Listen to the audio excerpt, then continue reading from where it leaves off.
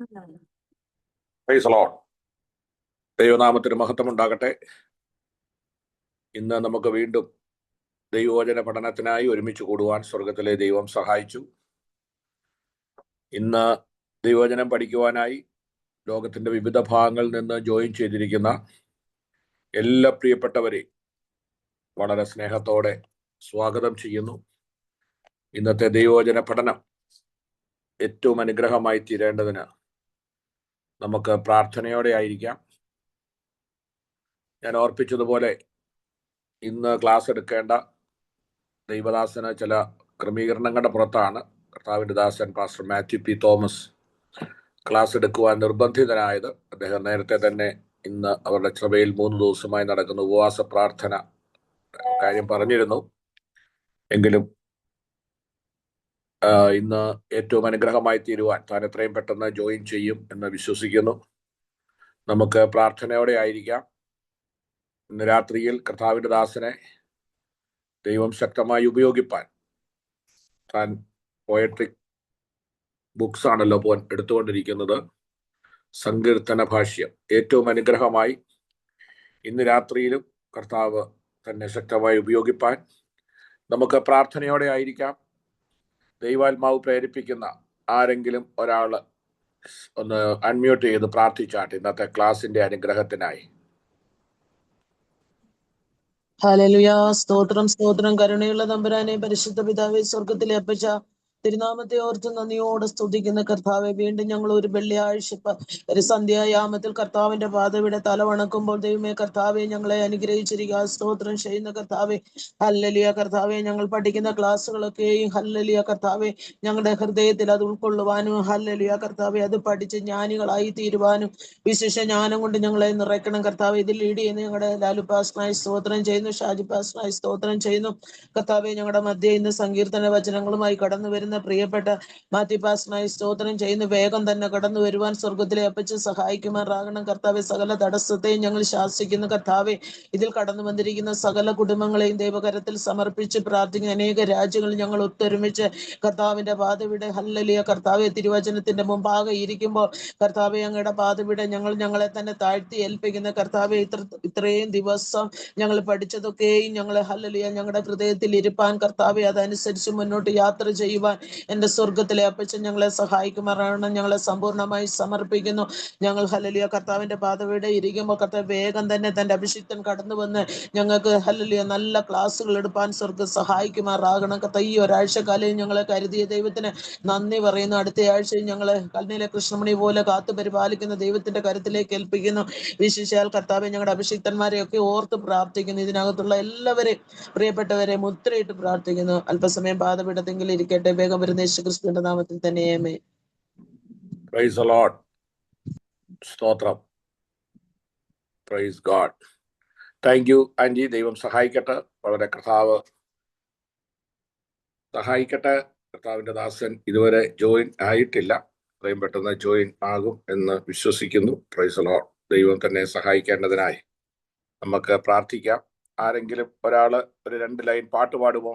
ആരാണ് പാടാൻ കഴിവുള്ള ആരെങ്കിലും ഉണ്ടെങ്കിൽ ഒരു പാട്ടിന്റെ 2 ഖണ്ഡിക പാടിയാൽ സന്തോഷമായിരിക്കും.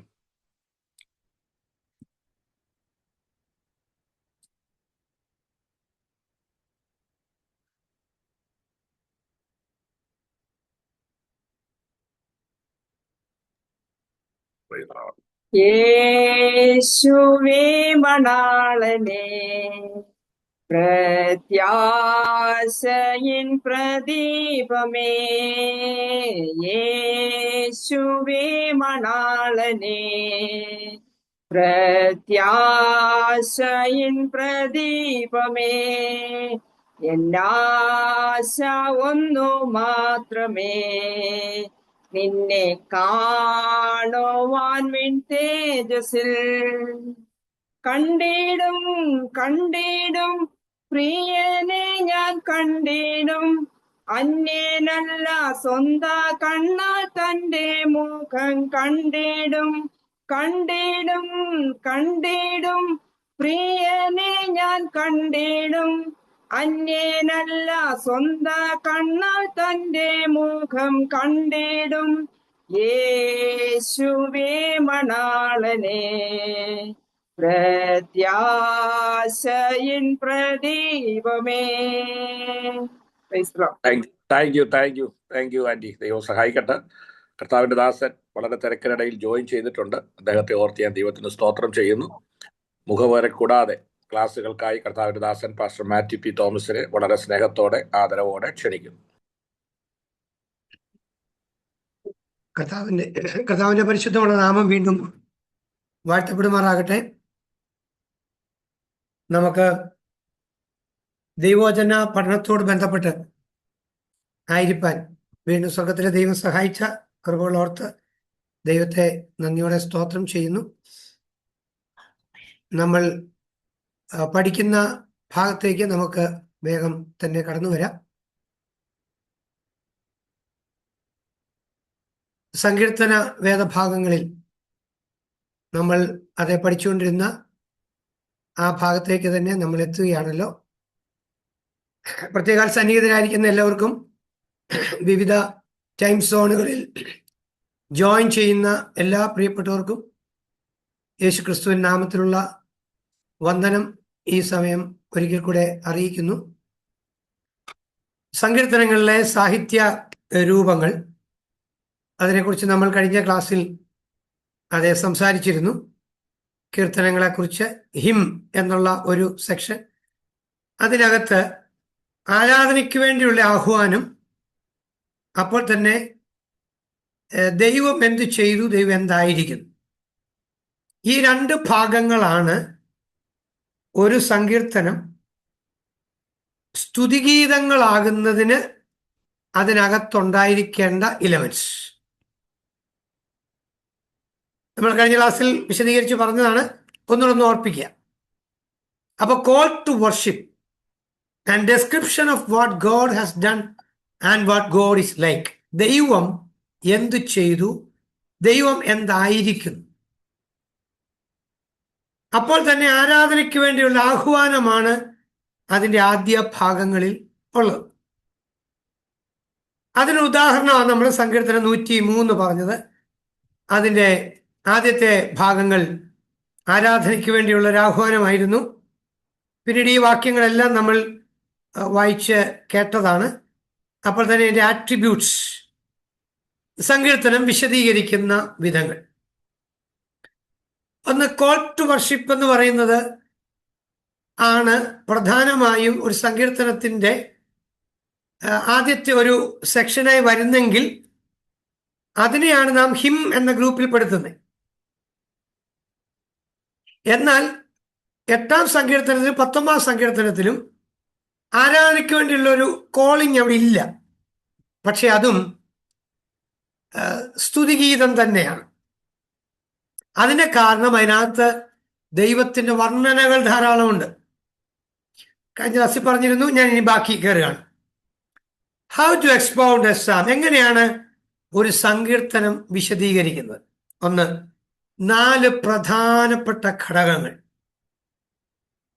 ഇത് നമ്മൾ ബൈഹർട്ട് ചെയ്യണം. ബൈഹർട്ട് ചെയ്യാന്ന് പറഞ്ഞാൽ അങ്ങനെ ആയിരിക്കണം നമ്മുടെ പഠനം മുന്നോട്ട് പോകേണ്ടത്.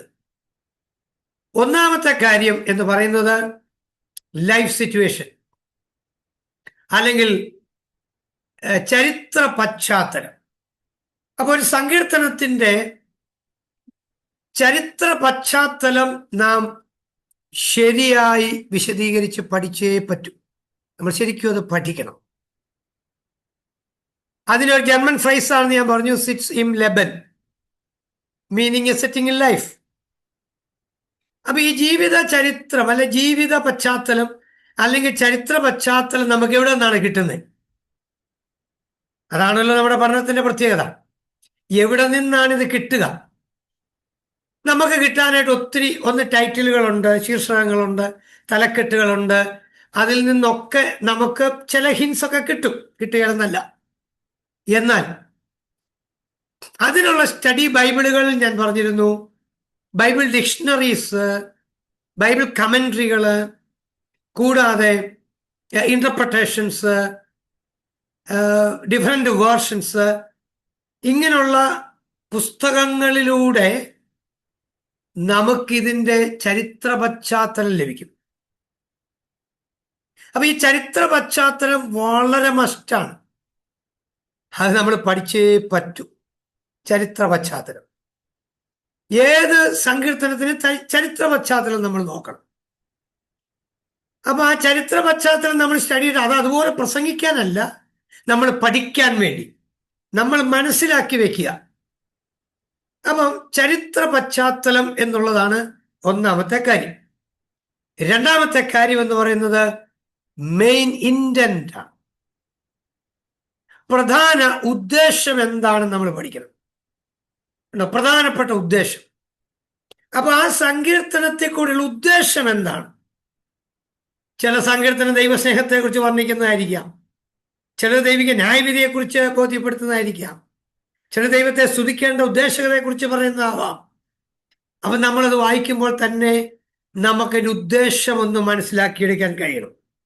അല്ലെങ്കിൽ ഡിക്ഷണറികളിലൂടെ, മറ്റു പല ഗ്രന്ഥങ്ങളിലൂടെ, ബിബ്ലിക്കൽ ടൂൾസിലൂടെ നമുക്ക് ഈ ഉദ്ദേശങ്ങൾ മനസ്സിലാക്കാനായിട്ട് കഴിയും.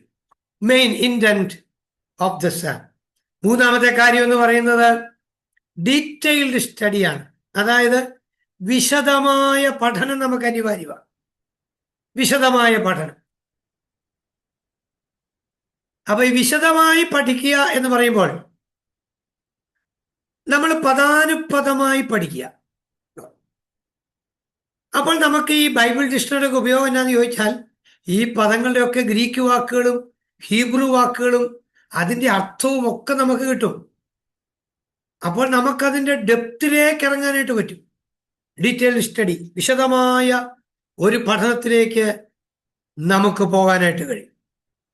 അപ്പം ആ വിശദമായ പഠനം നമുക്ക് കിട്ടുമ്പോൾ നമ്മളതൊക്കെ കുറിച്ചു വെക്കുക, പഠിക്കുക, എഴുതുക. പഠനം ഇതെല്ലാം കഴിഞ്ഞാൽ അടുത്ത ഒരു ഭാഗമാണ് ആപ്ലിക്കേഷൻ എന്ന് പറയുന്നത്. നാലാമത്തെ സെക്ഷനാണ് ആപ്ലിക്കേഷൻ അഥവാ പ്രായോഗിക വശം. ഞാൻ വർത്തമാനകാല ബന്ധം എഴുതിയത് പ്രായോഗിക. ഇന്നത്തെ കാലഘട്ടങ്ങളിൽ ഇത് എങ്ങനെ നമുക്ക് അപ്ലൈ ചെയ്യാം. ഇപ്പം ഈ ദാവീദിന്റെ ഒക്കെ കാലഘട്ടം എന്ന് പറഞ്ഞാൽ ഇന്നേക്ക് ഏകദേശം 20, 10, 30 നൂറ്റാണ്ടുകൾക്ക് പുറകിലാന്ന് ഓർക്കണം. 30, 31 നൂറ്റാണ്ടുകൾക്ക് പുറകിൽ ജീവിച്ചിരുന്ന ഒരു മനുഷ്യനാണ് ദാവീദ്. നമ്മൾ സാധാരണ പഠിക്കുമ്പോൾ ശലോമോനെയാണ് BC 10-ാം നൂറ്റാണ്ടിലെ ആളായിട്ട് പഠിക്കുന്നത്. അപ്പൊ അതിന് തൊട്ട് മുൻപുള്ള ആളാണ് ദാവീദ്. അപ്പോ ഇപ്പൊ 21 നൂറ്റാണ്ടായി.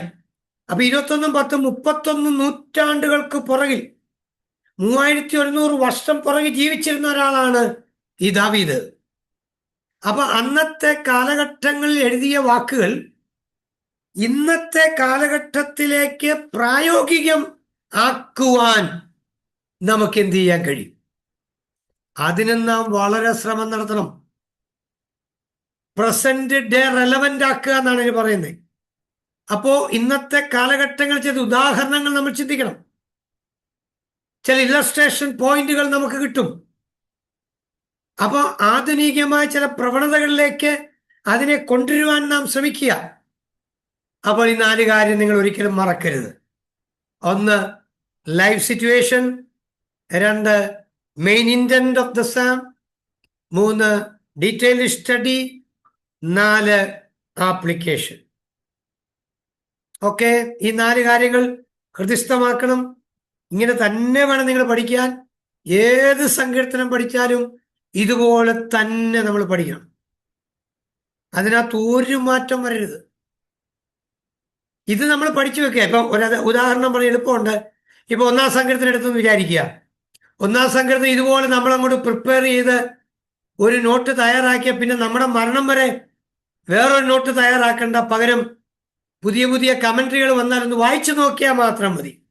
അഡീഷണൽ ആയിട്ട് ഒന്ന് അപ്ഡേറ്റ് ചെയ്യാൻ വല്ലതും ഉണ്ടോ എന്ന് മാത്രം ചെക്ക് ചെയ്താൽ മതി. എത്ര എളുപ്പമാണ് ആ പഠനം, എത്ര സുന്ദരമാണ് ആ പഠനം, എത്ര ശരിയാണ് ആ പഠനം.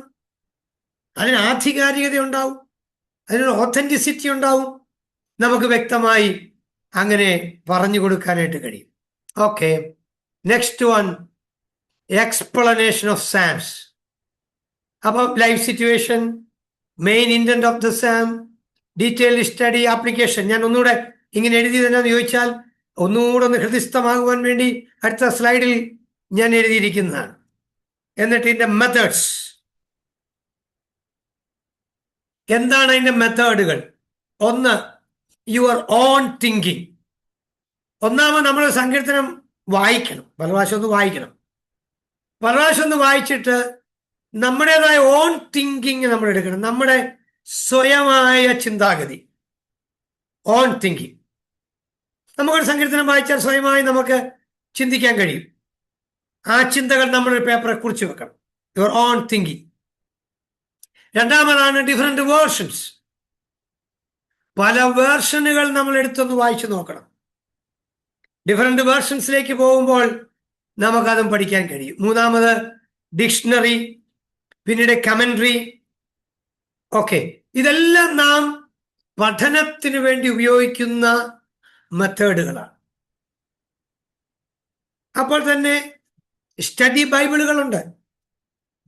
ഡെക്സ് ബൈബിള്, പ്രീമിയർ സ്റ്റഡി ബൈബിളുകള്, തോംസൺ ചെയിൻ റെഫറൻസ് ബൈബിളുകള്, ഇങ്ങനെയൊക്കെ ധാരാളം ബൈബിളുകൾ ഇന്ന് അവൈലബിൾ ആണ്.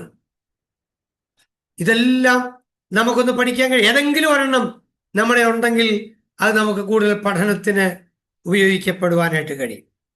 Okay, next one. അത്രയും ആ സ്ലൈഡ് കഴിഞ്ഞു.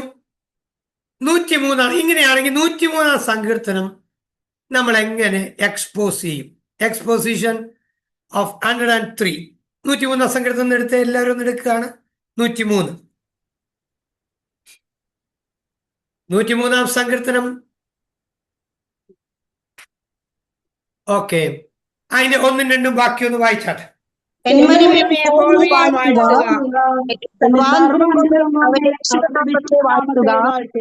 എന്മനമേ ഹോവയെ വാഴ്ത്തുക, അവന്റെ ഉപകാരങ്ങളൊന്നും മറക്കരുത്.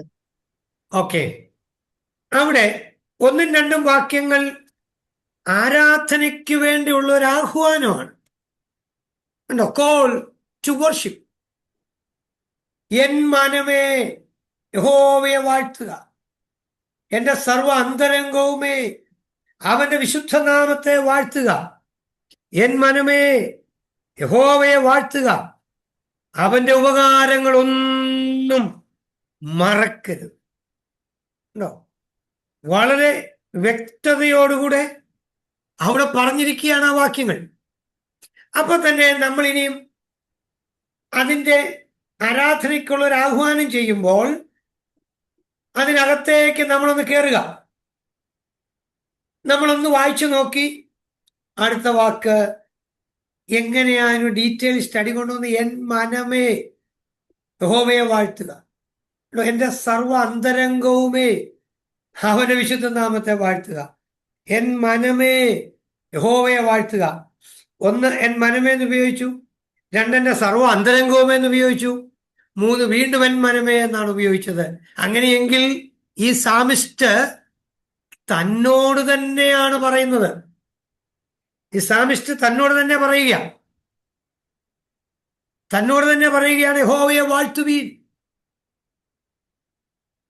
സർവ അന്തരംഗവുമേ അവന്റെ വിശുദ്ധനാമത്തെ വാഴ്ത്തുവീൻ. എൻ മനമേ യഹോവയെ വാഴ്ത്തുവീൻ, അവന്റെ ഉപകാരങ്ങളൊന്നും മറക്കരുത്.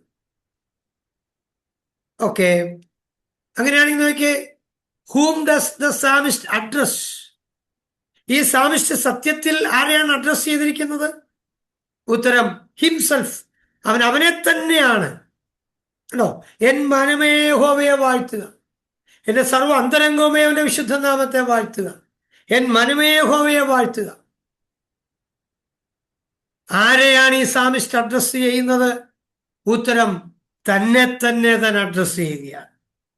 തന്നോട് തന്നെ താൻ പറയുകയാണ്. താൻ തന്നോട് തന്നെ പറയുന്നൊരു വാക്കാണ്, നീ ദൈവത്തെ ആരാധിക്കുക, നീ ദൈവത്തെ വാഴ്ത്തുക. ആ പദം നിങ്ങൾ ഗ്രഹിക്കാൻ പറ്റിയോ? നമ്മളെപ്പോഴും മറ്റുള്ളവരെ ആഹ്വാനം ചെയ്യുമ്പോൾ ആദ്യമായി നമ്മളെ തന്നെ ആഹ്വാനം ചെയ്യണം. നമ്മൾ അതിനു വേണ്ടി തയ്യാറാവുകയാണ്. അപ്പൊ ഈ സാമിഷ്ടിനകത്ത് ഇങ്ങനെ പറയുമ്പോൾ What do you think is the best title for this psalm? ഈ സങ്കീർത്തനത്തിന് ഒരു ഹെഡിങ് നിങ്ങൾക്കൊന്ന് എഴുതാൻ കഴിയുമെങ്കിൽ നമ്മൾ ഏത് ഹെഡിങ് എഴുതും? നമുക്ക് എന്ത് ഹെഡിങ് എഴുതാനായിട്ട് പറ്റും? ഉണ്ടോ? നമ്മൾ ഒരു ഹെഡിങ് കൊടുക്കുന്നത് നല്ലതാണ്. എപ്പോഴും ഒരു സങ്കീർത്തനം വായിച്ചു കഴിഞ്ഞ് നമ്മൾ അതിന് ഹെഡിങ് കൊടുക്കുക. ഈ ഹെഡിങ് കൊടുക്കണമെങ്കിൽ ഈ ഹെഡിങ് തയ്യാറാക്കുന്ന അവസാനമായിരിക്കും കേട്ടോ.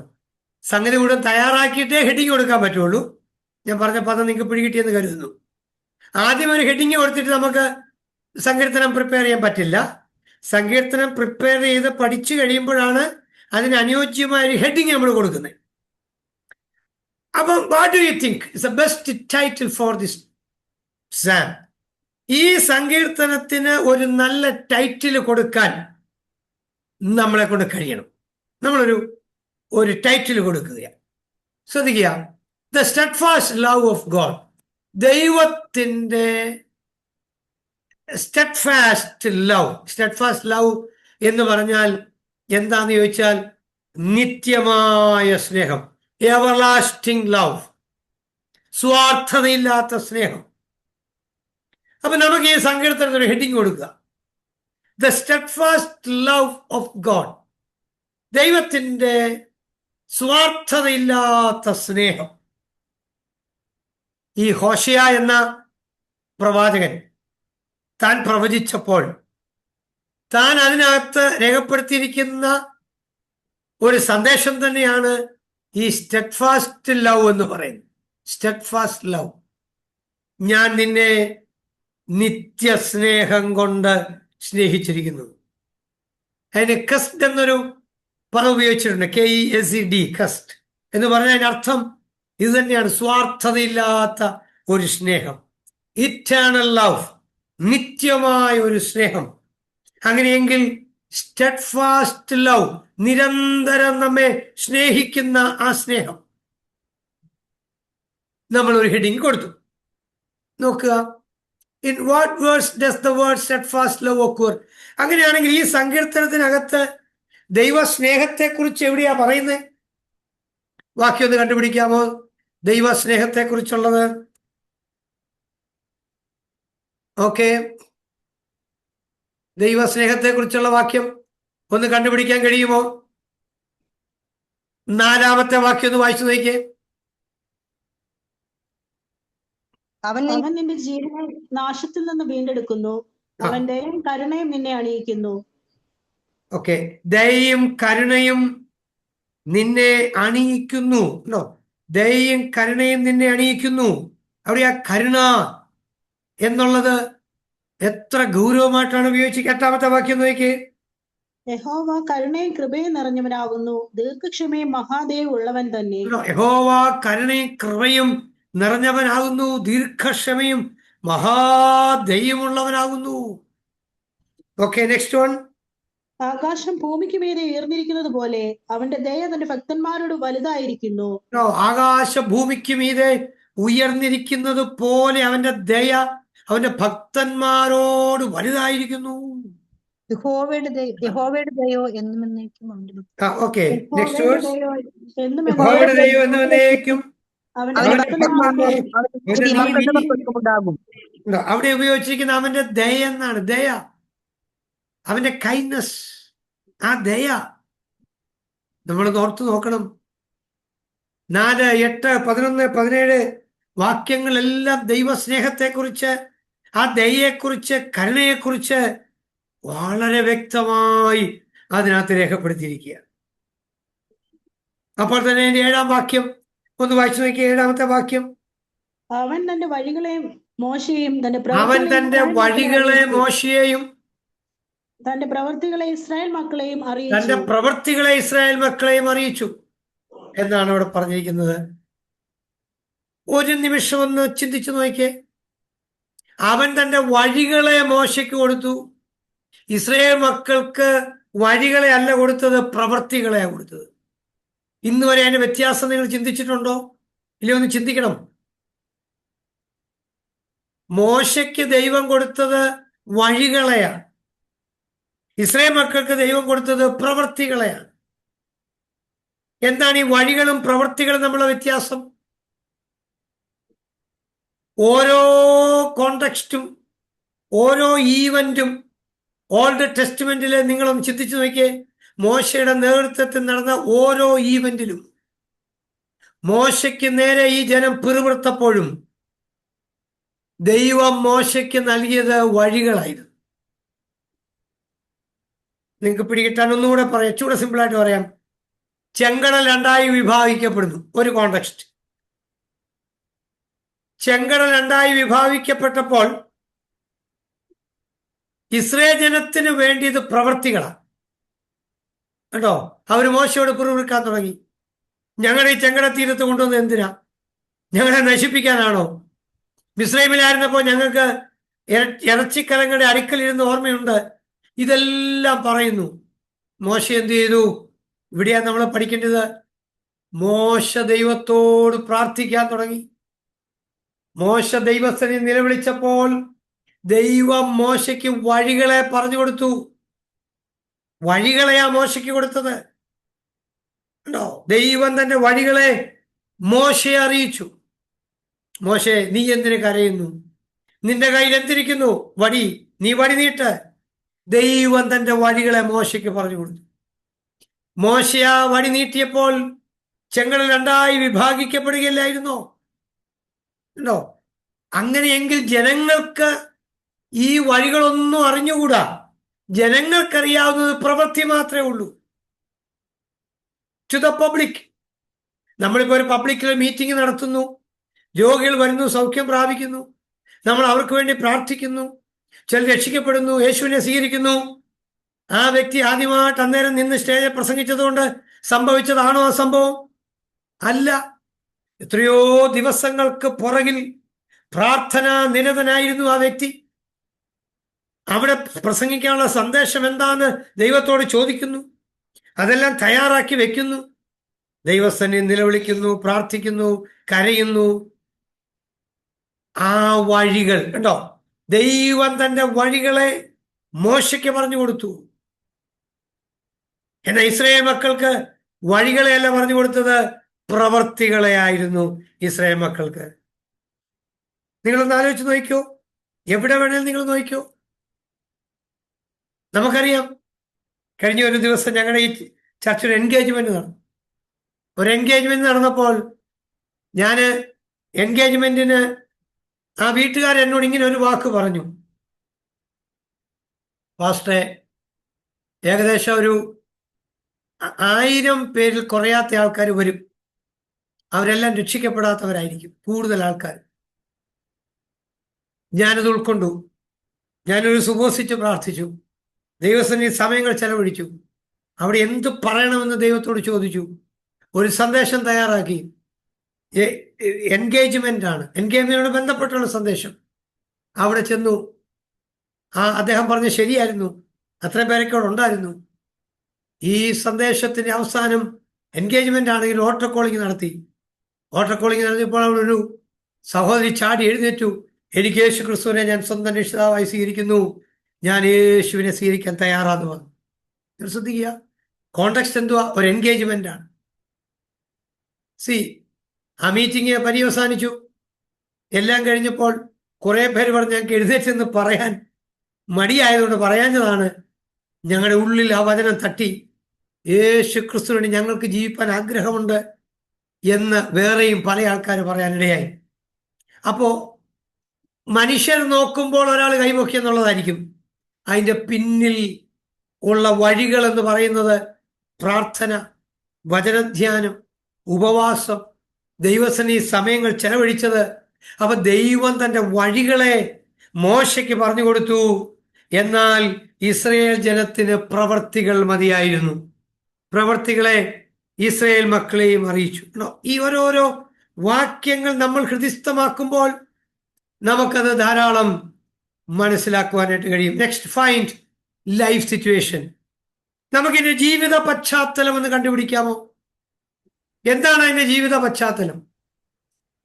Very little information about life situation of the writer. ഇതിനകത്ത് വളരെ കുറച്ച് കാര്യങ്ങൾ മാത്രമേ ലൈഫ് സിറ്റുവേഷനുമായിട്ട് ബന്ധപ്പെട്ട് നമുക്ക് അകത്തുനിന്ന് നമുക്ക് ലഭിക്കുന്നുള്ളൂ.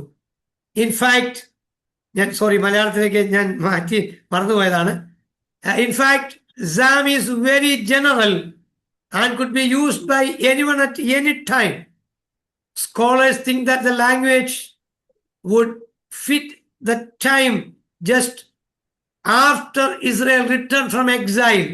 If so, it could not be done by David. എന്ന് പറഞ്ഞാൽ എക്സൈലിന് ശേഷമാണ് ഇത് എഴുതിയിരിക്കുന്നതെങ്കിൽ അത് ദാവീദായിരിക്കുകയാണ് എഴുതിയത്. പക്ഷെ ദാവീദ് എഴുതിയെന്നതിന്റെ ഹെഡിങ്ങിലുണ്ട്.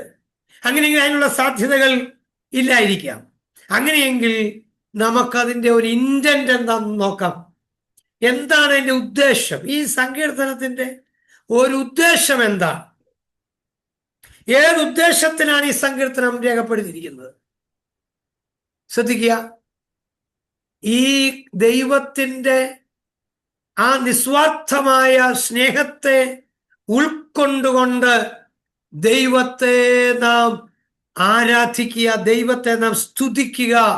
ഇതാണ് അതിൻ്റെ പിന്നിലുള്ള ഏറ്റവും പ്രധാന കാര്യം. വേറെ ഒന്നും അതിനകത്തില്ല. മെയിൻ ഇന്റന്റ് ആണ് പറഞ്ഞത്. Main intent of the psalm. ദൈവസ്നേഹത്തെ ഉൾക്കൊണ്ടുകൊണ്ട് നാം ദൈവത്തിന് സ്തുതി പാടുക, ദൈവത്തെ നാം സ്തുതിക്കാൻ നാം തയ്യാറാവുക. ഡീറ്റെയിൽ സ്റ്റഡിയിലേക്ക് പോയാൽ എന്താണ്? 1-ാം വാക്യം മുതൽ 5-ാം വാക്യം വരെ ദ സാമിസ്റ്റ് അഡ്രസ്സസ് ഹിംസെൽഫ്. ശരിയല്ലേ? വായിച്ചു നോക്കി. 1 മുതൽ 1, 2 വായിക്കണ്ട. 3, 4, 5 വായിച്ചു നോക്കിയേ. അവൻ നിന്റെ അകൃത്യമൊക്കെ മോചിക്കുന്നു, നിന്റെ സകല രോഗങ്ങളെയും സൗഖ്യമാക്കുന്നു. അവൻ നിന്റെ ജീവനെ നാശത്തിൽ നിന്ന് വീണ്ടെടുക്കുന്നു. അവൻ ദയയും കരുണയും നിന്നെ അണിയിക്കുന്നു. നിന്റെ യൗവനം കഴുകിനെ പോലെ പുതിയ വരത്തക്കവണ്ണം അവൻ നിന്റെ നന്മ കൊണ്ട് തൃപ്തി വരുത്തുന്നു. 5 വരെയുള്ള വാക്യങ്ങൾ സാമിസ്റ്റ് അഡ്രസ് ഹിംസെൽഫ്, തന്നെ കുറിച്ച് തന്നെ പറയുകയാണ്. അവൻ നിന്റെ ജീവനെ നാശത്തിൽ നിന്ന് വീണ്ടെടുക്കുന്നു. ദയയും കരുണയും നിന്നെ അണിയിക്കുന്നു. നിന്റെ യൗവനം കഴുകനെ പോലെ പുതിയ വരത്തക്കവണ്ണം അവൻ നിന്റെ വായ്ക്ക് നന്മ കൊണ്ട് തൃപ്തി വരുത്തുന്നു. 6 മുതൽ 14 വാക്യങ്ങളിൽ ആ സ്നേഹത്തെക്കുറിച്ചും അപ്പോൾ തന്നെ അതിൻ്റെ പ്രവർത്തികളെക്കുറിച്ചും, ആ സ്നേഹപ്രവർത്തികളെ കുറിച്ചാണ് 6 മുതൽ 14 വരെയും രേഖപ്പെടുത്തിയിരിക്കുന്നത്. ഇല്ലേ? യഹോവ സകല പീഡിതന്മാർക്ക് വേണ്ടി നീതിയും ന്യായവും നടത്തുന്നു. സകല പീഡിതന്മാർക്ക് വേണ്ടിയും നീതിയും ന്യായവും നടത്തുന്നു. അത് വായിക്കുമ്പോൾ തന്നെ ഇവിടെ അകത്ത് കത്തണം. സകല പീഡിതന്മാർക്ക് വേണ്ടിയും ന്യായവും നീതിയും നടത്തുന്നവനാണ് നമ്മുടെ ദൈവം.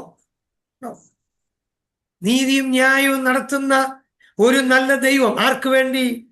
പീഡിപ്പിക്കപ്പെടുന്നവർക്ക് വേണ്ടി നീതിയും ന്യായവും നടത്തുന്നവൻ. 7-ാം വാക്യം നമ്മൾ പഠിച്ചു. അവൻ തന്റെ വഴികളെ മോശയെയും തന്റെ പ്രവൃത്തികളെ ഇസ്രായേൽ മക്കളെയും അറിയിച്ചു. 8-ാം വാക്യം.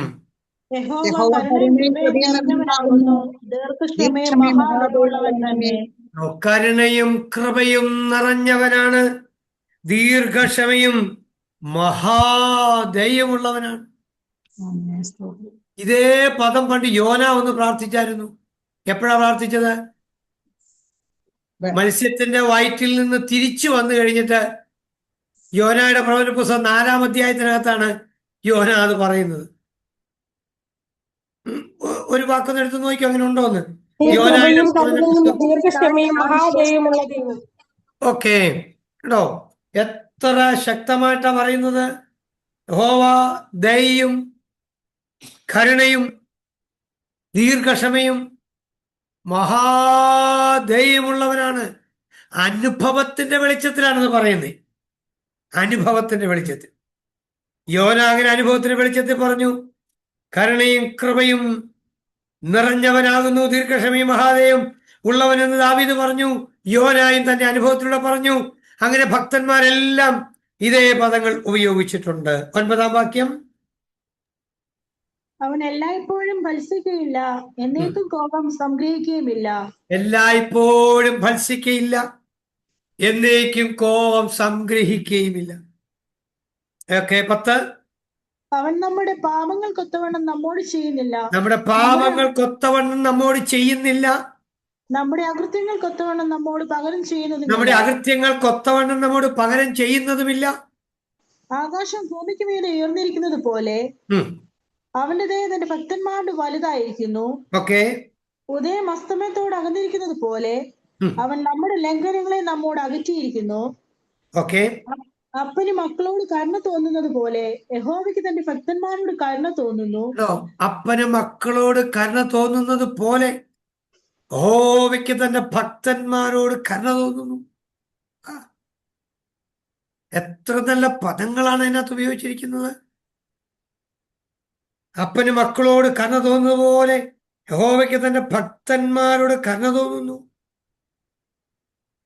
യെസ്, അവൻ നമ്മുടെ പ്രകൃതി അറിയുന്നുവല്ലോ, നാം പൊടിയെന്ന് അവൻ ഓർക്കുന്നു. 6 മുതൽ 14 വാക്യങ്ങൾ description of love and his deeds of love describe ചെയ്യുക. അപ്പോൾ തന്നെ ദൈവം ചെയ്ത പ്രവൃത്തികൾ, അനാഥരെയും പീഡിതന്മാരെയും സഹായിക്കുന്നവൻ, നമ്മോട് അവൻ ചെയ്യുന്ന കരുണ എത്ര വലുതാണ്. നെക്സ്റ്റ് സെക്ഷൻ 15 മുതൽ 18 വരെയുള്ള വേദവാക്യങ്ങളാണ്. 15 മുതൽ 18 വേദവാക്യങ്ങളിൽ എന്താണ് ഉപയോഗിച്ചിരിക്കുന്നതെന്ന് മനസ്സിലായോ? ദൈവത്തിന്റെ എവർലാസ്റ്റിംഗ് ലവ്, അതിനെക്കുറിച്ച് ഇവിടെ പറയുകയാണ്. മനുഷ്യന്റെ ആയുസ് പുല്ലുപോലെയാകുന്നു. മനുഷ്യന്റെ ആയുസ് പുല്ലുപോലെയാകുന്നു. വയലിലെ പൂ പോലെ അവൻ പൂക്കുന്നു. കാറ്റ് അതിന്മേൽ അടിക്കുമ്പോൾ അത് ഇല്ലാതെ പോകുന്നു. മനുഷ്യന്റെ ക്ഷണികത, മനുഷ്യ ജീവിതത്തിന്റെ ക്ഷണികതയെ കുറിച്ച്, നിസ്സാരത്വത്തെ കുറിച്ച് ഇവിടെ ഒരു പദം ഉപയോഗിച്ചിരിക്കുക. കാറ്റ് അതിന്മേൽ അടിക്കുമ്പോൾ അതില്ലാതെ പോകും, അതിന്റെ സ്ഥലം പിന്നെ അറിയുകയുമില്ല. യഹോവയുടെ ദയ എന്നും എന്നേക്കും അവന്റെ ഭക്തന്മാർക്കും അവന്റെ നീതി മക്കളുടെ മക്കൾക്കും ഉണ്ടാകും. ശ്രദ്ധിച്ചു നോക്കിയേ, നമുക്കല്ല ഈ ക്ലാസ്സിൽ അറ്റൻഡ് ചെയ്യുന്ന എല്ലാവർക്കും നമ്മുടെ പിതാവിനെ അറിയാമല്ലോ. നമ്മുടെ ഓൺ ഫാദർ എല്ലാവർക്കും അറിയാം. ഫാദറിന്റെ ഫാദറിനെ അറിയാമല്ലോ, ഗ്രാൻഡ് ഫാദറിനെ കണ്ടിട്ടുണ്ട്, നമുക്ക് എല്ലാവർക്കും അറിയാം. ഗ്രാൻഡ് ഫാദറിന്റെ ഫാദറിനെ കണ്ടിട്ടുള്ളവരുണ്ടോ? ഗ്രാൻഡ് ഫാദറിന്റെ ഫാദറിനെ ചിലപ്പോൾ ആരെങ്കിലും 1-2 പേര് ഗ്രാൻഡ് ഫാദറിനെ കണ്ടിട്ടുള്ളവരുണ്ടാവാം. എന്നാലും പൊതുവെ ഞാൻ എന്നെ സംബന്ധിച്ച് ഞാൻ കണ്ടിട്ടില്ല. ഞാൻ എൻ്റെ ഗ്രാൻഡ് ഫാദറിനെ കണ്ടിട്ടുണ്ട്, അതും എൻ്റെ അമ്മയുടെ ഫാദറിനെ കണ്ടിട്ടുണ്ട്. എൻ്റെ ഫാദറിനെ ഞാൻ കണ്ടിട്ട് പോലില്ല. കാരണം ഞാൻ ജനിക്കുന്നതിന് മുൻപേ എൻ്റെ ഫാദറിന്റെ ഫാദർ മരിച്ചയാണ്. ഞാൻ എൻ്റെ ഫാദറിനെ കണ്ടിട്ട് പോലുമില്ല. എന്നാൽ എൻ്റെ അമ്മയുടെ ഫാദറിനെ എനിക്ക് എപ്പോഴും അറിയാം. ഞാൻ എപ്പോഴും ഇടപെടുകയും സംസാരിക്കുകയും ചെയ്യുന്നതുകൊണ്ട് അറിയാം. ഞാൻ പറഞ്ഞതിൻ്റെ അർത്ഥം ആ ഫാദറിനെ ഗ്രാൻഡ് ഫാദറിനെ എനിക്ക് അറിഞ്ഞുകൂടാ, ഒട്ടും അറിയത്തില്ല. നമ്മുടെ ഓർമ്മകളിൽ ഒരിക്കലും ഉണ്ടാവില്ല. ഞാൻ എന്തിനാ പറഞ്ഞെന്നറിയാമോ? നമ്മുടെ ഓർമ്മകളിലുള്ളത് നമ്മുടെ ഫാദറിന്റെ ഫാദർ, അല്ലെ നമ്മുടെ അമ്മയുടെ ഫാദർ, അല്ലെ അമ്മയുടെ അമ്മ. ഗ്രാൻഡ് പേരൻസ് വരെ ഓർമ്മ കാണും, അതിൻ്റെ മുകളിലോട്ട് നമുക്ക് ഓർമ്മയില്ല. അങ്ങനെയാണെങ്കിൽ നമ്മളൊന്ന് പഠിച്ചേ, നമ്മുടെ ജീവിതകാലം കഴിഞ്ഞ് നമ്മുടെ മക്കൾ നമ്മളെ ഓർക്കും, അവരുടെ മക്കള് നമ്മളെ കണ്ടിട്ടുണ്ടെങ്കിൽ നമ്മളെ ഓർക്കും. അതിനപ്പുറത്തോട്ട് നമ്മളെ ഓർക്കുന്ന ഒരു തലമുറയും ഈ ഉലകത്തിലില്ല. അല്ല, നിങ്ങൾക്ക് മനസ്സിലാകുന്നുണ്ടോ? വളരെ ഗൗരവമായി ചിന്തിച്ചു നോക്കൂ. അത്രേ ഉള്ളൂ. എത്ര ചെറിയൊരു പീഡ നമുക്ക് ഈ ലോകത്തിലുള്ളത്. മനുഷ്യന്റെ ആയുസ് അതാ പറഞ്ഞത്, പുല്ലുപോലെയാകുന്നു, വയലിലെ പൂ പോലെ അവൻ പൂക്കുന്നു, കാറ്റന്മേൽ അടിക്കുമ്പോൾ ഇല്ലാതെ പോകുന്നു, അതിന്റെ സ്ഥലം പിന്നെ എന്നെ അറിയുക പോലുമില്ല. യഹോവയുടെ ദൈവം എന്നേക്കും അവന്റെ ഭക്തന്മാർക്കും അവന്റെ നീതി മക്കളുടെ മക്കൾക്കും ഉണ്ടാവും. ഈ കോട്ടയത്ത് ഒരു കാരിത്താസ് ഹോസ്പിറ്റലുണ്ട്. കോട്ടയത്തുള്ള ഈ കാരിത്താസ് ഹോസ്പിറ്റലിന്റെ ഈ മോർച്ചറിയുടെ വാതിക്കൽ ചെല്ലാമെങ്കിൽ, ഞങ്ങൾ പാസ്റ്റർമാരൊക്കെ ഇപ്പം മിക്കവാറും മോർച്ചറിയുടെ വാതിക്കൽ പോകുമല്ലോ, മോർച്ചറിയുടെ അവിടെ ഒരു സൈൻ ബോർഡ് എഴുതി വെച്ചിട്ടുണ്ട്. ഇങ്ങനെ എഴുതി വെച്ചിരിക്കുന്നത്, 1 വലിയൊരു ബോർഡാ, നമ്പർ 1, 2, 3. ഈ ആപ്തവാക്യങ്ങൾ നിങ്ങൾ ശ്രദ്ധിക്കുമെന്ന് അവിടെ എഴുതി വെച്ചിട്ടുണ്ട്. ഒന്നാമത് എഴുതി വെച്ചിരിക്കുന്നത് ഇങ്ങനെയാണ്: നിങ്ങൾ ഇന്ന് ഉപയോഗിക്കുന്ന വസ്തു ഇന്നലെ മറ്റാരുടെയോ ആയിരുന്നു. ഓക്കെ. നമ്പർ 2, ഇന്ന് നിങ്ങളുടെ സ്വന്തം എന്ന് കരുതി ആധാരം എഴുതി സൂക്ഷിക്കുന്ന വസ്തു നാളെ മറ്റൊരാളുടെ ആകാൻ പോവുകയാണ്. ശ്രദ്ധിക്കൂ. മൂന്നാമത്തെ എഴുതിയിരിക്കുന്നത് എത്ര ക്ഷണികനാണ് മനുഷ്യൻ. പക്ഷെ പലരും ഇത് ഓർക്കാറില്ല എന്നുള്ളത് എത്രയോ സത്യമാണ്. ഇവിടെ പറഞ്ഞ വാക്ക് കണ്ടോ? യഹോവയുടെ ദയോ എന്നും എന്നേക്കും.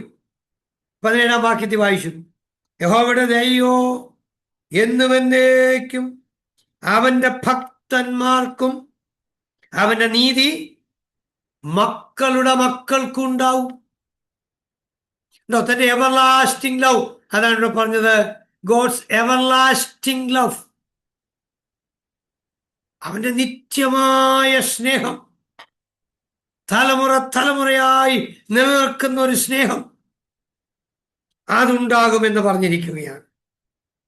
യെസ്, അവന്റെ നിയമത്തെ പ്രമാണിക്കുന്നവർക്കും അവന്റെ കൽപ്പനകളെ ഓർത്ത് ആചരിക്കുന്നവർക്കും തന്നെ. അടുത്ത സെക്ഷൻ എന്താന്ന് നോക്കൂ. 19 മുതൽ 22 വരെ എന്തുവാ ഡിസ്ക്രൈബ് ചെയ്തിരിക്കുന്നത്? ഗോഡ് ആസ് എ കിങ്, ഒരു രാജാവായിട്ട് ദൈവത്തെ ചിത്രീകരിക്കുക. യെസ്, 19 മുതൽ 22 വരെ. യഹോവ തന്റെ സിംഹാസനത്തെ സ്വർഗത്തിൽ സ്ഥാപിച്ചിരിക്കുന്നു. യഹോവ തന്റെ സിംഹാസനത്തെ സ്വർഗത്തിൽ സ്ഥാപിച്ചിരിക്കുന്നു. അവന്റെ രാജ്യത്വം സകലത്തെയും ഭരിക്കുന്നു. അവന്റെ രാജ്യത്വം സകലത്തെയും ഭരിക്കുന്നു. അവന്റെ വചനത്തിന്റെ ശബ്ദം കേട്ട് അവന്റെ ആജ്ഞ അനുസരിക്കുന്ന വീരന്മാരായി അവന്റെ ദൂതന്മാരായുള്ളവരെ യഹോവയെ വാഴ്ത്തുവീൻ. അതുകൊണ്ട് അവന്റെ ആജ്ഞ അനുസരിക്കുന്ന, അവന്റെ വചനത്തിന് ശബ്ദം കേൾക്കുന്ന സകലരും, വീരന്മാരെ, ദൂതന്മാരെ, നിങ്ങൾ യഹോവയെ വാഴ്ത്തുവീൻ. Description of God as a king and call to worship. ആരാധനയ്ക്ക് വേണ്ടി വീണ്ടും ഒരു ആഹ്വാനം അവിടെ ചെയ്യുക. അവനെ ഇഷ്ടം ചെയ്യുന്ന ശുശ്രൂഷക്കാരായി അവന്റെ സകല സൈന്യങ്ങളുമായുള്ളവരെ യഹോവയെ വാഴ്ത്തുവീൻ. സകല സൈന്യങ്ങളുമായുള്ളവരെ യഹോവയെ വാഴ്ത്തുവീൻ. അവന്റെ ആധിപത്യത്തിലെ സകല സ്ഥലങ്ങളിലുമുള്ള അവന്റെ സകല പ്രവൃത്തികളുമേ യഹോവയെ വാഴ്ത്തുവീൻ. എൻ മനമേ യഹോവയെ വാഴ്ത്തുക. അങ്ങനെയാണെങ്കിൽ സകലത്തിനും യോഗ്യനായ, ആരാധനകൾക്ക് യോഗ്യനായ ഒരു കർത്താവിനെ ആരാധിക്കുവാൻ ഈ 103-ാം സങ്കീർത്തനത്തിൽ കൊടുക്കുമ്പോൾ നമുക്ക് ഈ സങ്കീർത്തനം അനലൈസ് ചെയ്തപ്പോൾ പിടികിട്ടി, ഇതൊരു സ്തുതിഗീതമാണ്, ഇതൊരു ആരാധനാഗീതമാണ്. ഇതിനകത്ത് കോൾ ടു വർഷിപ്പ് ആണ് ആദ്യത്തെ എലമെന്റ്. പിന്നീടുള്ള എലമെന്റ് എന്ന് പറയുന്നത് what God has done and what God is like. ദൈവം എന്തായിരിക്കുന്നു, ദൈവം എന്തു ചെയ്തു എന്നുള്ളതിന്റെ വർണ്ണനകളായിരുന്നു പിന്നീട് ചെയ്തിരിക്കുന്നതല്ല. അപ്പൊ ഇങ്ങനെ അനലൈസ് ചെയ്യാമല്ലോ. ഇപ്പോൾ സങ്കീർത്തനങ്ങൾ അനലൈസ് ചെയ്യണം. ഏതെങ്കിലും സങ്കീർത്തനങ്ങൾ, എല്ലാ കീർത്തനങ്ങളും എല്ലാ സ്ഥലത്തും പാടാൻ കൊള്ളത്തില്ല. മരണവീടുകളിൽ ചെല്ലുമ്പോൾ നമ്മൾ വിലാപഗാനങ്ങൾ സെലക്ട് ചെയ്യണം കേട്ടോ. അത് അടുത്ത ദിവസം വിലാപഗീതങ്ങളെ കുറിച്ച് പഠിക്കാം. ഇന്നിപ്പോ സ്തുതിഗീതങ്ങൾ. അപ്പൊ ഈ സ്തുതിഗീതങ്ങൾ എങ്ങനെയാണ് നാം സെലക്ട് ചെയ്യുന്നത്, എങ്ങനെയാണ് തിരിച്ചറിയുന്നത്? ആരാധനയ്ക്കുള്ള ആഹ്വാനം അതിനകത്തുണ്ട്.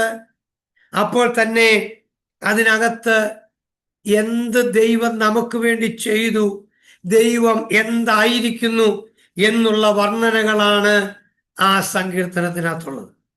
സോ 103 ഞാൻ ഒന്ന് നിങ്ങളെ ചൂണ്ടിക്കാണിച്ചതാ. ഇതുപോലെ നിങ്ങളൊരു സങ്കീർത്തനം സ്വയമായിട്ടൊന്ന് ചെയ്യണം. സ്വയമായിട്ട് ഒരു സങ്കീർത്തനം ചെയ്യുമ്പോഴാണ് അത് ശരിക്കും അത് മനസ്സിലാക്കാനായിട്ട് അത് കഴിയുന്നത്. ഈ മ്യൂസിക് ഫോർ വർഷിപ്പ് എന്ന് ഉദ്ദേശിക്കുന്നത് ഈ സങ്കീർത്തനങ്ങൾക്കകത്ത് സാംസ് എന്ന് പറയുന്ന ഒറിജിനലി ഫോർ സിംഗിങ്, പാടാൻ വേണ്ടിയുള്ളതാ പാട്ടുകൾ, അല്ലേ? കീർത്തനങ്ങളെല്ലാം പാടാൻ വേണ്ടിയുള്ളതാ. ഇതിന് പല ഇൻസ്ട്രുമെന്റുകൾ ഉപയോഗിക്കുമായിരുന്നു. ഈ 81 സങ്കീർത്തനത്തിന്റെ 1 മുതൽ 3 വരെയുള്ള വാക്യങ്ങൾ ഒന്ന് നോക്കിയാൽ, ദൈവത്തിന് ഘോഷിപ്പിൻ, യാക്കോബിന്റെ ദൈവത്തിന് ആർപ്പിടുവിൻ, തപ്പും ബിംബവുമായുള്ള കിന്നരവും വീണയും എടുത്ത് സംഗീതം തുടങ്ങുവിൻ. അമാവാസിയിലും നമ്മുടെ ഉത്സവ ദിവസമായ പൗർണമിവാസിയിലും കാഹളമൂതുവിൻ. ഓക്കെ, ഇതിനകത്ത് ഉപയോഗിച്ചിരിക്കുന്ന ഒരു കാര്യം, നമ്മുടെ ദൈവത്തെ ഘോഷിപ്പീൻ, നമ്മുടെ ദൈവത്തിന് ആർപ്പിടുവീൻ. വായിക്കുമ്പോൾ തന്നെ പിടികിട്ടി ആരാധനയ്ക്കുള്ള ആഹ്വാനമാണ്. ആ കൂട്ടത്തിൽ പറഞ്ഞു തപ്പും ഇമ്പമായുള്ള കിന്നരവും വീണയും എടുത്ത് സംഗീതം തുടങ്ങുവീൻ. മ്യൂസിക്കൽ ഇൻസ്ട്രുമെന്റ്സ് ഉപയോഗിക്കാൻ ഇവിടെ പറയും. ഇൻസ്ട്രുമെന്റുകൾ ഉപയോഗിക്കാൻ നല്ലതാ. ഈ താളം അവതാളത്തിൽ പോകാതിരിക്കാൻ നല്ലതാണ് ഇൻസ്ട്രുമെന്റുകൾ ഉണ്ടെങ്കിൽ. പല പാട്ടുകളും താളം അവതാളത്തിലായി പോകാറുണ്ട്. എന്നാൽ ഇൻസ്ട്രുമെന്റുകൾ ഉണ്ടെങ്കിൽ കറക്റ്റ് ആ റിഥത്തിൽ പൊക്കോളും. ആ റിഥം, അതിൻ്റെ ആ പിച്ച്, ഇതെല്ലാം കറക്റ്റായിട്ട് പൊക്കോളും. താളം, ലയം, അത് ആ കൂടെ പൊക്കോളും. ഒരവതാളവും ആകത്തില്ല. ഭംഗിയായിട്ട് നമുക്ക് പാടാൻ കഴിയും. ഭംഗിയായിട്ട്. ഈ സങ്കീർത്തനം 47 അതിന്റെ ആദ്യത്തെ വാക്യങ്ങൾ വായിച്ചാൽ അവിടെയും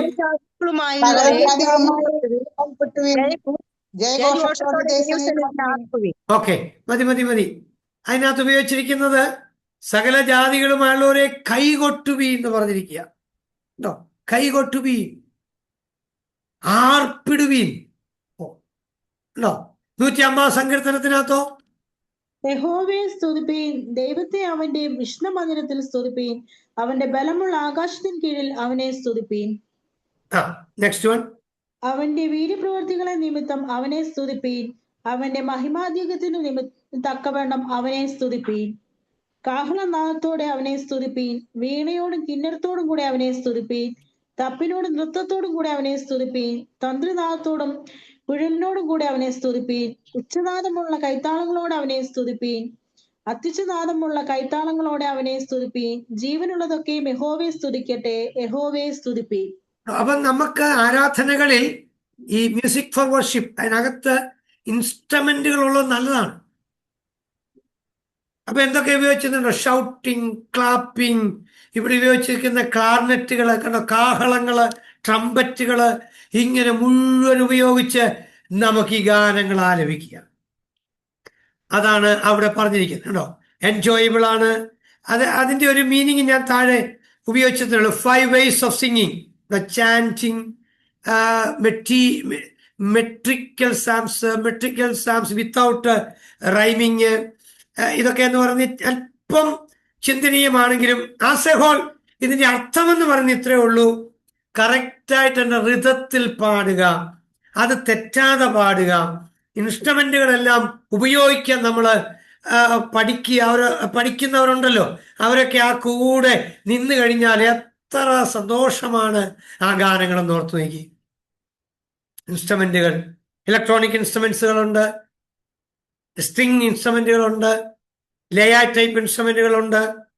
അപ്പോൾ തന്നെ അതിങ്ങനെയുള്ള വ്യത്യസ്തമായ ഇൻസ്ട്രുമെന്റുകളുണ്ട്. ഇവകളെല്ലാം ഉപയോഗിക്കാനായിട്ട് പറ്റും. ഞങ്ങൾക്കിവിടെ ചർച്ചില് ഈ ഓർഗനുണ്ട്, റിതം പാടുകളുണ്ട്, ഗിറ്റാർ വായിക്കുന്നവരുണ്ട്. ഇതെല്ലാം സമയത്തിന് ഒരു തബല വായിക്കുന്നുണ്ട്. ഇതെല്ലാം ഈ സ്റ്റേജിലുണ്ട്. ഇതിലെല്ലാ ആൾക്കാരും ഉണ്ട്. താളം നല്ല ഭംഗിയായിട്ട് പോകുവാനും പാടുവാനും ഇടയായിത്തീരും. അപ്പൊ തന്നെ നമ്മൾ കൈകൾ അടിച്ചു പാടുന്നു കേട്ടോ. ഷൗട്ടിംഗ് ഉണ്ട്, ക്ലാപ്പിംഗ് ഉണ്ട്. ഇങ്ങനെ ദൈവത്തെ നമുക്ക് മഹത്വപ്പെടുത്തുമ്പോൾ അതെത്ര ആരാധന, എത്ര സുന്ദരമാണ്. അതാണ് ഈ ഭാഗത്ത് നമ്മൾ ഉപയോഗിച്ചിരിക്കുന്ന ഏറ്റവും പ്രധാനപ്പെട്ട ഒരു കാര്യം. ഞാൻ ചോദിക്കട്ടെ, അങ്ങനെയാണെങ്കിൽ നിങ്ങൾക്ക് ഒരു സങ്കീർത്തനം, ഒരു സ്തുതിഗീതം തന്നെ ഒന്ന് എഴുതാൻ പറ്റുമല്ലോ. തന്നെ എഴുതുക എന്ന് പറഞ്ഞാൽ എങ്ങനെ എഴുതണം? സ്തുതിഗീതങ്ങൾക്കകത്ത് എഴുതുന്ന സ്തുതിഗീതം 2 എലമെന്റുകളുണ്ട്. ഒന്ന് call to worship, 2 what God is done or what God has done. ദൈവം എന്ത് ചെയ്തു, ദൈവം എന്തായിരിക്കുന്നു. എന്നിട്ട് അതേ ലേബലിൽ ആ സങ്കീർത്തനത്തെ അനലൈസ് ചെയ്യണം. അതിനുശേഷം ആ സങ്കീർത്തനത്തെ നമ്മൾ വിഭജിച്ച് പഠിക്കുകയാണ്. എങ്ങനെ? 4 കാര്യങ്ങളിലൂടെ സെറ്റ്സിം ലെബൻ, അതിന്റെ ജീവിത പശ്ചാത്തലം, 2 main intent of the Sam, 3 detailed study, 4 പ്രായോഗികമായ വശങ്ങൾ, മോർ ഓവർ ഒരു ഹെഡിങ്ങൂടെ.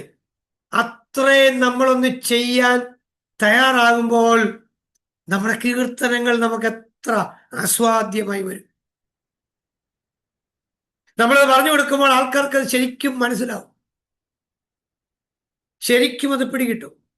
നമ്മൾ ഈ ലൈഫ് സിറ്റുവേഷൻ ശരിക്കും പഠിച്ചിട്ട് ആ ഭാഗം മുഴുവൻ വായിപ്പിക്കുകയൊന്നും വേണ്ട, നമുക്കത് പറഞ്ഞവരെ പ്രതിഫലിപ്പിച്ച് മനസ്സിലാക്കി കൊടുക്കാനായിട്ട് കഴിയും. വേദപുസ്തകത്തിലെ ശരിയായ മീനിങ് നമ്മുടെ ഓഡിയൻസിന് ലഭിക്കാനിടയായിത്തീരും. ഒന്നോർത്ത് നോക്കിയ ഈ ഹൊറൈസൺസിന്റെ വ്യത്യാസം, ചക്രവാളങ്ങളുടെ വ്യത്യാസം ഉണ്ടാകാത്ത നിലയിൽ നമുക്ക് പ്രായോഗികമാക്കാൻ കഴിയും. 10,000 കൊല്ലങ്ങൾക്ക് മുൻപുണ്ടായിരുന്ന വചനങ്ങളെ ഈ കാലഘട്ടങ്ങളിലേക്ക് കൊണ്ടുവരുമ്പോൾ അത് നമുക്ക് ശരിക്കും പ്രസന്റ് ചെയ്ത് കൊടുക്കാൻ കഴിയും, ഹാർഡ് വർക്ക് ചെയ്താൽ. ഓക്കെ, ഹിം എന്ന ഗ്രൂപ്പിൽ നിങ്ങൾക്കത് ശരിയായും മനസ്സിലായി എന്ന് ഞാൻ കരുതുന്നു.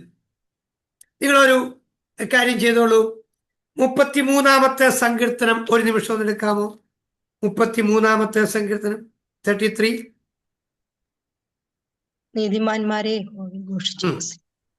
നീതിമാന്മാരെ യഹോവയിൽ ഘോഷിച്ചുല്ലസിപ്പിൻ, സ്തുതിക്കുന്നത് നേരുള്ളവർക്ക് ഉചിതമല്ലോ.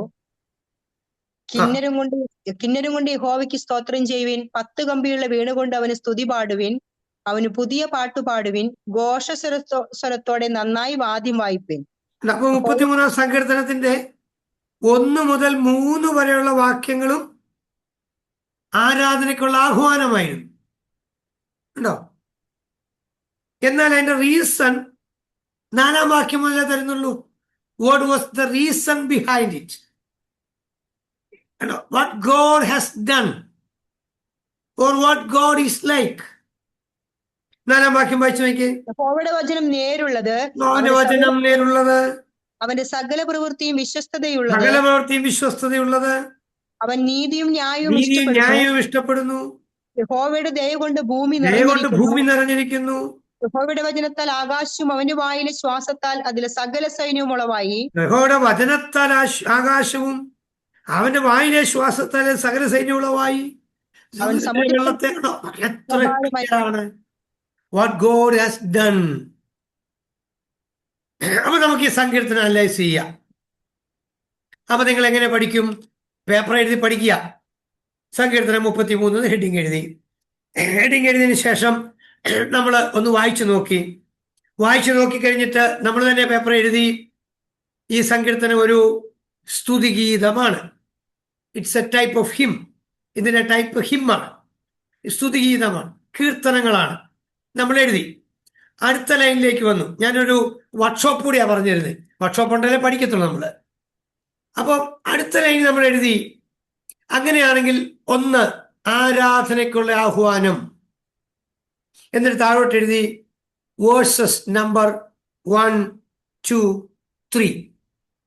1, 2, 3 ആരാധനയ്ക്ക് വേണ്ടിയുള്ള ആഹ്വാനം. 4 മുതൽ വാട്ട് ഗോഡ് ഹാസ് ഡൺ, ദൈവം എന്ത് ചെയ്തു, ദൈവം എന്തായിരിക്കുന്നു. നമുക്ക് വളരെ വ്യക്തമായി നമുക്കത് അനലൈസ് ചെയ്ത് പഠിക്കാനായിട്ട് കഴിയും. അങ്ങനെയാണെങ്കിൽ അത്രയും കൊണ്ട് പഠനം തീർന്ന് പ്രസംഗം തുടങ്ങല്ലേ, മറ്റുള്ളവരെ പഠിപ്പിക്കാൻ തുടങ്ങല്ലേ. അത് ചെയ്തിട്ട് നമ്മൾ അടുത്ത പരിപാടി ചെയ്യേണ്ടത് നേരെ ലൈഫ് സിറ്റുവേഷൻ പഠിക്കണം. ഈ 33-ാം സങ്കീർത്തനത്തിന്റെ ചരിത്ര പശ്ചാത്തലം എന്താണ്? അപ്പൊ ഇതിനകത്ത് ഓൺ തിങ്കിങ്, ഇതിനകത്ത് എന്തെങ്കിലും ഉണ്ടോ എന്ന് നമ്മളൊന്ന് പരിധി നോക്കണം. 2, ബൈബിൾ ഡിക്ഷണറിയിലേക്ക് നോക്കണം, ബൈബിൾ കമന്ററികളിലേക്ക് നോക്കണം, ബൈബിൾ ഇന്റർപ്രിട്ടേഷൻ അഥവാ സങ്കീർത്തനങ്ങളുടെ ഇന്റർപ്രിട്ടേഷൻസ് ഉണ്ട്, വ്യാഖ്യാനങ്ങളുണ്ട്. അതിനകത്ത് ഈ സങ്കീർത്തനത്തെ കൊടുത്തിരിക്കുന്നത് എന്താന്ന് നോക്കണം, ബാക്ക്ഗ്രൗണ്ട്. എന്നിട്ട് നമ്മൾ ബൈബിൾ എടുത്ത് ആ ബാക്ക്ഗ്രൗണ്ട് ഒന്ന് പഠിക്കണം. ബൈബിളിൽ നിന്ന് ആ പോർഷൻ എടുത്ത് ശരിക്കൊന്ന് വായിച്ചു നോക്കി നമ്മൾ പഠിക്കുകയാണ്. എന്നിട്ട് നമ്മുടെ പേപ്പറിൽ ജീവിത പശ്ചാത്തലം ഹെഡിങ് ഇടുന്ന ലൈഫ് സിറ്റുവേഷൻ എന്ന് ഹെഡിങ് എഴുതിയിട്ട് അതിൻ്റെ റെഫറൻസുകൾ എഴുതിയിട്ട് നമ്മൾ പഠിച്ച പാഠം താഴോട്ട് എഴുതണം. ഉണ്ടോ? ഇനി number 2, main intent of the Sam. ഈ സങ്കീർത്തനത്തിന്റെ പ്രധാന ഉദ്ദേശം എന്താണ്? അപ്പൊ അതിന്റെ ഉദ്ദേശം എന്താണെന്ന് ഈ സങ്കീർത്തനം നമ്മളിങ്ങനെ വായിച്ചു വരുമ്പോൾ നമുക്കത് മനസ്സിലാവും. ശരിക്കും നമുക്ക് പിടികിട്ടും എന്തുദ്ദേശത്തിലാണ് ഈ സങ്കീർത്തനം രചിച്ചിരിക്കുന്നത്. അപ്പൊ നമ്മൾ ആ സങ്കീർത്തന ഉദ്ദേശം എന്താണെന്ന് എഴുതി വെക്കണം. മൂന്നാമത് എഴുതണം വിശദമായ പഠനം, ഡീറ്റെയിൽഡ് സ്റ്റഡി. ആ ഡീറ്റെയിൽ സ്റ്റഡിയിൽ ഇതുപോലെ ബിബ്ലിക്കൽ ടൂൾസ് ഉപയോഗിച്ച് നാം അത് വളരെ വ്യക്തമായിട്ട് പഠിക്കണം. പഠനം ഈ നമുക്കൊക്കെ വന്നിരിക്കുന്ന ഒരു വലിയ പ്രശ്നം ഞാൻ പറയാം. ടീച്ചിങ്ങും പ്രീച്ചിങ്ങും തമ്മിൽ പലർക്കും തിരിച്ചറിഞ്ഞുകൂടാ. ടീച്ചിങ് വേറെ, പ്രീച്ചിങ് വേറെ. നമ്മൾ ശരിയായി പഠിക്കണം. ഒരു ടീച്ചിങ് എന്ന് പറയുന്നത് അല്ല ആക്ച്വലി പ്രീച്ചിങ്. ബൈബിളിൽ നിന്നൊരു വാക്യം എടുത്തിട്ട് പ്രസംഗിക്കുന്നതല്ല പഠനം എന്ന് പറയുന്നത്. അതിന് പ്രീച്ചിങ് എന്ന് പറഞ്ഞാൽ മതി, പ്രസംഗം. എന്നാൽ പഠിക്കുക എന്ന് പറഞ്ഞാൽ ഗൗരവമേറിയ പഠനമായിരിക്കണം. അപ്പൊ നമുക്ക് ബൈബിൾ വേർഷൻസ് അനിവാര്യമാണ്. പല വേർഷൻസ് ഉപയോഗിച്ച് നമുക്കത് പഠിക്കാനായിട്ട് കഴിയും. ഉണ്ടോ? ഡിക്ഷണറി മീനിങ് ഇതെല്ലാം ഉപയോഗിച്ച് നമ്മൾ പഠിക്കണം. ഡെക്സ് ബൈബിളൊക്കെ ഞാൻ ഉപയോഗിക്കുന്ന ആളാണ്. ആൻറ്റി ഡെക്സ് ബൈബിളുണ്ട്, പ്രീമിയർ സ്റ്റഡി ബൈബിളുകളുണ്ട്, ഒത്തിരി സ്റ്റഡി ബൈബിളുണ്ട്. ഇതെല്ലാം ഞാൻ യൂസ് ചെയ്യുന്ന ഒരു മനുഷ്യനാണ്. ഇതെല്ലാം ഞാൻ യൂസ് ചെയ്യും. ഓരോ വാക്യങ്ങൾ അതിനകത്ത് എന്താ കൊടുത്തിരിക്കുന്നത്, അതിന് മീനിങ് എന്താ, നമ്മൾ ഈ പേപ്പറിൽ എഴുതി വെക്കുകയാണ്. ഉണ്ടോ? ഓരോ വാക്യങ്ങളുടെ മീനിങ് നമ്മൾ എഴുതി വെച്ചു. ഇത് എഴുതി കഴിഞ്ഞ് ചിലപ്പോൾ 4-5 പേപ്പറൊക്കെ ആയിരുന്നു വരും. എല്ലാം കൂടെ ഏതാ ആദ്യത്തെ പേജ് മുതൽ 3-4 പേജ് ആയി കാണും. ഇപ്പോൾ സാരമില്ല, അത് കഴിഞ്ഞ് അങ്ങോട്ട് മാറ്റി വെച്ചിട്ട് കർത്താവേ ഇതിനെ ഇന്നത്തെ സാഹചര്യത്തിൽ ഞാൻ എങ്ങനെ പ്രസന്റ് ചെയ്യും? അതാണ് ആപ്ലിക്കേഷൻ. ഇന്നത്തെ സാഹചര്യത്തിൽ ഞാൻ എങ്ങനെയാണ് പ്രസന്റ് ചെയ്യുന്നത്? പ്രായോഗികമായി ഇതിനെ എങ്ങനെ കൊണ്ടുവരാം? അപ്പം നമ്മൾ ഇന്നത്തെ സിറ്റുവേഷനുമായിട്ടുള്ള ചില ഉദാഹരണങ്ങൾ ഉപയോഗിക്കണം. അതെവിടെ നിന്ന് കിട്ടും? ഇതിന്റെ സോഴ്സ് എവിടെയാ? ഇതിന്റെ സോഴ്സാണ് നമ്മൾ പത്രം വായിക്കണം, മാഗസിൻസ് വായിക്കണം, ഈ ഗുഡ് ന്യൂസ് പോലുള്ള ഈ ദ്വൈവാരികകളോ അതും ഇതൊക്കെ വരുന്നുണ്ടല്ലോ. ഇതെല്ലാം നമ്മൾ വായിക്കും. ഈ പ്രസന്റ് ഡേ റെലവൻ്റ് ആയ ഇഷ്യൂസ് നമുക്ക് കിട്ടും. ഒത്തിരി വാർത്തകളൊക്കെ നമുക്ക് സോഷ്യൽ മീഡിയയിൽ വരുന്ന വാർത്തകളൊക്കെ കേൾക്കുമ്പോൾ ഒത്തിരി സോഷ്യൽ മീഡിയയിൽ ഒത്തിരി എണ്ണം തെറ്റാണ്. ശരിയായ വാർത്തകൾ കേൾക്കുക. അങ്ങനെ കേട്ട് കഴിയുമ്പോൾ നമുക്ക് അത് വളരെ വ്യക്തമായി ഈ കാലഘട്ടത്തിന് യോജിച്ച നിലയിൽ അതിനെ പ്രസന്റ് ചെയ്യാനായിട്ട് പറ്റും. അതിനുള്ള പോയിന്റുകൾ നമുക്ക് ലഭിക്കും.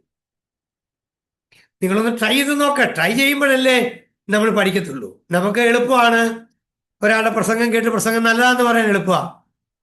അദ്ദേഹം അതിൻ്റെ പിന്നിൽ കഷ്ടപ്പാടോ എന്തും മാത്രം കഷ്ടപ്പെട്ടിട്ടാണ് ഈ കാര്യങ്ങൾ ചെയ്യുക. ഇപ്പൊ നമ്മളൊരു വീട്ടിൽ ചെന്നു, ഭക്ഷണം കഴിക്കുന്നു, ഒരു മീൻകറി തന്നു, നമ്മളവിടെ പറയുന്നു നല്ല മീൻകറിയാന്ന് പറയുന്നു.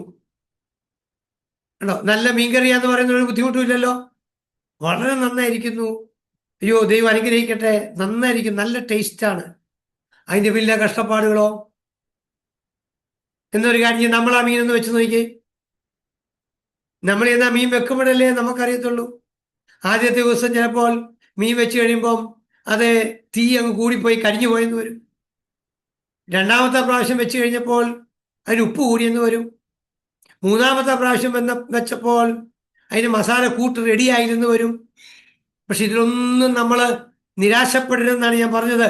4 or 5 പ്രാവശ്യം അത് നമ്മൾ വെച്ചത് റെഡിയായില്ലെന്നോർത്ത് കുഴപ്പമില്ല. 6ാമത്തെ പ്രാവശ്യം റെഡിയാകും. 7ാമത്തെ പ്രാവശ്യം കുറവ് തീർക്കാം. 8ാമത്തെ പ്രാവശ്യം തൊട്ട് സോ ടേസ്റ്റി ആയിട്ട് വരും എന്ന് പറഞ്ഞാൽ നിങ്ങൾക്ക് മനസ്സിലായോ? സ്പൂൺ ഫീഡിങ്ങിനേക്കാളും നല്ലത് ഓരോ സാധനങ്ങളെ പരിചയപ്പെടുന്നതാണ് നല്ലത്.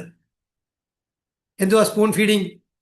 സ്പൂൺ ഫീഡിങ് കൊണ്ടുള്ള ഗുണം ടേസ്റ്റ് ഈസ് ഗുഡ് എന്ന് പറയാനേ പറ്റുള്ളൂ. ഓരോ ഐറ്റംസ് എവിടെയായിരിക്കുന്നത്, പിച്ചാത്തി എവിടെയാണ്, അതെ, പാത്രം എവിടെയാണ്, തീ എവിടെയാണ്, ഇതെല്ലാം കൂടെ കണ്ടെത്തിയിട്ട് നമ്മളത് ചെയ്യുമ്പോഴാണ് അതിൻ്റെ ആസ്വാദ്യത നാം അനുഭവിക്കാൻ പോകുന്നത്. ഓക്കെ, അങ്ങനെയാണെങ്കിൽ നിങ്ങൾക്കൊരു ഹോംവർക്ക് തരും, ഒരു അസൈൻമെന്റ്. അടുത്ത ക്ലാസ്സിൽ വിലാപഗീതങ്ങൾ പഠിക്കും. ഇന്ന് ഹിം എന്ന സെക്ഷൻ ഞാൻ ക്ലോസ് ചെയ്തു. Next class, very next class, song of lamentation, വിലാപ കീർത്തനങ്ങൾ. അപ്പം നിങ്ങൾ ചെയ്യേണ്ട ഒരു ഹോംവർക്ക്, ഒരു അസൈൻമെന്റ് 33 ആയിക്കോട്ടെ, എളുപ്പമുണ്ടല്ലോ. ഈ 33-ാം സങ്കീർത്തനം എടുത്തിട്ട് അതിനെ ഒന്ന് അനലൈസ് ചെയ്യണം. ഈ പറഞ്ഞ രീതിയിൽ അനലൈസ് ചെയ്യണം. അനലൈസ് ചെയ്തിട്ട് അവസാനം ഒരു ഹെഡിങ് കൂടെ എഴുതി നിങ്ങൾ വാട്സപ്പിൽ അയച്ചു. എന്തായാലും നമ്മൾ നനഞ്ഞിറങ്ങി നമ്മൾ കുളിച്ച് കയറും. ശരിയായി നമ്മൾ അനലൈസ് ചെയ്യുക. അങ്ങനെയെങ്കിൽ ദൈവം നിങ്ങളെ ധാരാളം അനുഗ്രഹിക്കട്ടെ, സഹായിക്കട്ടെ എന്ന് പറഞ്ഞുകൊണ്ട് ഇന്നത്തെ ക്ലാസ് ഇവിടെ അവസാനിപ്പിക്കുന്നു. Hand over to Lalu sir. Praise the Lord. വളരെ അനുഗ്രഹിക്കപ്പെട്ട രീതിയിൽ തന്റെ തിരക്കിനിടയിലും ക്ലാസ് എടുക്കുവാൻ സ്വർഗത്തിലെ ദൈവം സഹായിച്ചുവല്ലോ. ദൈവം എല്ലാവരെയും സഹായിക്കട്ടെ. ഈ ആഴ്ച നമ്മുടെ ഷെഡ്യൂളുകളെല്ലാം അങ്ങോട്ടും ഇങ്ങോട്ടും എല്ലാം മറിച്ചായിരുന്നു. കാരണം നമ്മുടെ ദൈവദാസന്മാരെല്ലാം അമേരിക്കയിൽ കോൺഫറൻസുകളുടെ കാലഘട്ടമാണ്. എല്ലാവരും ഓരോ തിരക്കിലായതുകൊണ്ടാണ് ഇപ്രകാരം ചേഞ്ചസ് ഒക്കെ ഉണ്ടായത്. ദൈവം സഹായിക്കട്ടെ. എങ്കിലും ഈ തിരക്കിനൊക്കെ ഇടയിലും നമ്മളെ ഉപേക്ഷിക്കാതെ ഇവരൊക്കെ ഡേറ്റുകളൊക്കെ മാറ്റി ക്ലാസ്സുകൾ എടുക്കുന്ന നല്ല സന്മനസ്സിനായി സ്തോത്രം. ദൈവം എല്ലാവരെയും അനുഗ്രഹിക്കട്ടെ, സഹായിക്കട്ടെ. നമുക്ക് നാളെ കർത്താവ് സഹായിച്ചാൽ ഇന്ത്യൻ ടൈം 8:30 നമ്മുടെ ചാപ്പൽ സർവീസ് ഉണ്ടായിരിക്കുന്നതാണ്. ഞാൻ നേരത്തെ പറഞ്ഞതുപോലെ ജോയിൻ ചെയ്യുക. അതോടൊപ്പം നിങ്ങളുടെ വിഷയങ്ങൾ, നിങ്ങൾക്ക് ചെയ്യുവാൻ കഴിയുന്ന കാര്യങ്ങളൊക്കെ ചെയ്യുക. ദൈവം നിങ്ങളെ വളർത്തട്ടെ, സഹായിക്കട്ടെ. നാളത്തെ ദിവസം നിങ്ങളുടെ ദിവസമാണ്. അപ്പം അതിനകത്ത് പറയുവാൻ കഴിവുള്ളവർ ഒക്കെ മുമ്പോട്ട് വരട്ടെ. ഈ സങ്കീർത്തന ഭാഷ്യവും ഒക്കെ അനലൈസ് ചെയ്ത് അവിടെ അവതരിപ്പിക്കാനുള്ള അവസരങ്ങളുണ്ട്. ദൈവം സഹായിക്കട്ടെ. ഞാനത് റെക്കോർഡ് ചെയ്ത് കർത്താവിൻ്റെ ദാസന് അയക്കുന്നതായിരിക്കും. ദൈവം എല്ലാവരെയും സഹായിക്കട്ടെ. നമുക്ക് പ്രാർത്ഥനയോടെ നമുക്ക് പിരിയാം. ഇപ്പോൾ ദൈവാത്മാവ് പ്രേരിപ്പിക്കുന്ന ആരെങ്കിലും ഒരാൾ അൺമ്യൂട്ട് ചെയ്ത് അവസാനമായി പ്രാർത്ഥിച്ചാണ്.